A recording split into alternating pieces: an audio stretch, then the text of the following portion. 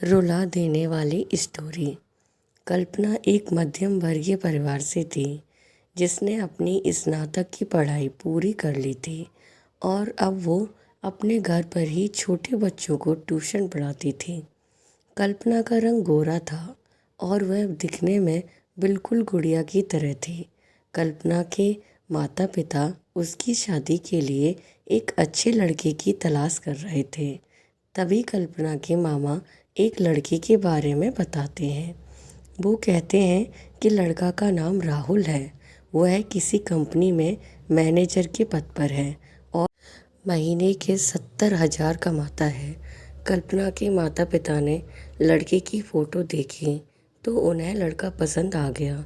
जब कल्पना की माँ ने कल्पना को लड़के की तस्वीर दिखाई तो कल्पना ने कहा, जब आप दोनों को लड़का पसंद है तो मुझे भी पसंद है। अब लड़का और लड़की वालों के परिवार ने मिलकर शादी की तारीख तय कर दी। कल्पना के माता पिता बहुत खुश थे कि उनकी बेटी की शादी एक अच्छे घर में हो रही है। पूरे धूमधाम से कल्पना की शादी हो गई। अब कल्पना अपने बचपन के घर को छोड़कर एक नए घर में चली गई।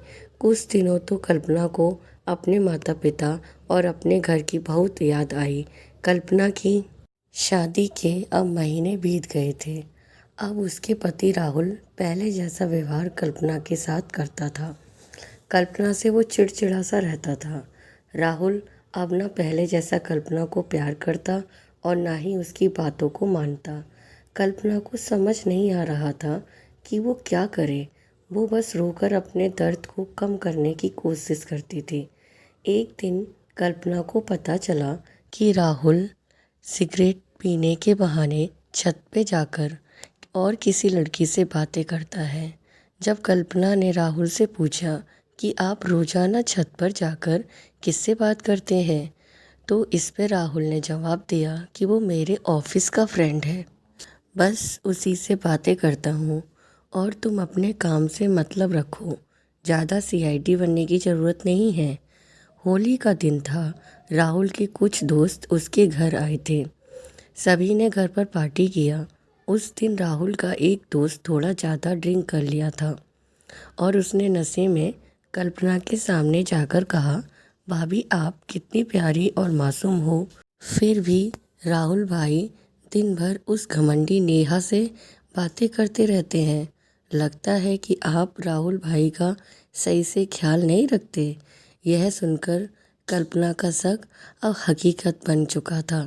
अगली सुबह जब कल्पना ने राहुल से पूछा कि ये नेहा कौन है और क्या लगती है आपकी? राहुल, मैं तुम्हें क्यों बताऊं? कल्पना, मैं बीवी हूं आपकी। राहुल, देखो तुमसे पहले वो मेरी लाइफ में आई। कल्पना, तो फिर मुझसे शादी क्यों किया? राहुल, बस तुम अच्छी लगी इसीलिए शादी कर लिया। कल्पना, अब तुम देखना मैं उस कमीनी लड़की को कैसे सबक सिखाती हूँ। नेहा को कब कल्पना ने कमीनी कहा तो राहुल ने गुस्से में कल्पना को बहुत मारा और उसे कमरे में बंद कर दिया। कल्पना की सास को सब पता था, फिर भी वह अपने बेटे के सामने एक शब्द भी नहीं बोलती थी। शाम को जब राहुल आया तब उसने रूम का दरवाज़ा खोला।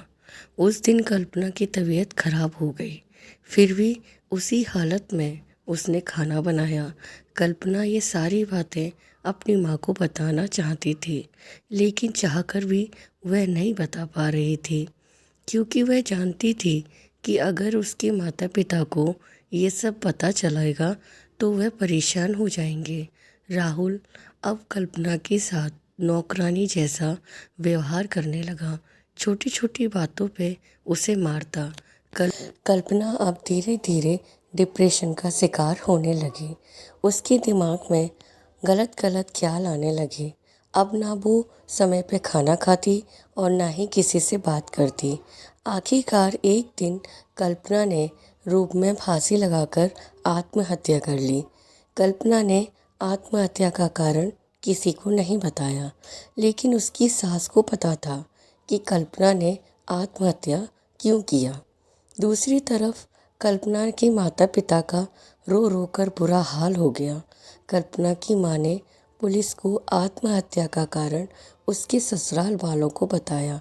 पुलिस राहुल और उसके माता पिता को ले गए, लेकिन पैसों के दम पर कुछ ही दिनों में राहुल और उसके माता पिता जेल से छूट गए। जीवन में अक्सर अच्छा दिखने वाला इंसान अच्छा नहीं होता। उसके अंदर कहीं ना कहीं बुराई छुपी होती है और वही बुराई किसी की ज़िंदगी को बर्बाद कर देती है। कुछ ऐसा ही कल्पना के साथ हुआ। तो दोस्तों, आपको ये सैड स्टोरी इन हिंदी कैसी लगी? आप हमें कमेंट के माध्यम से ज़रूर बता सकते हैं। अगर आपको ये दर्द भरी कहानी अच्छी लगी हो तो इसे अपने दोस्तों को शेयर कीजिए। और कहानी सुनने के लिए धन्यवाद।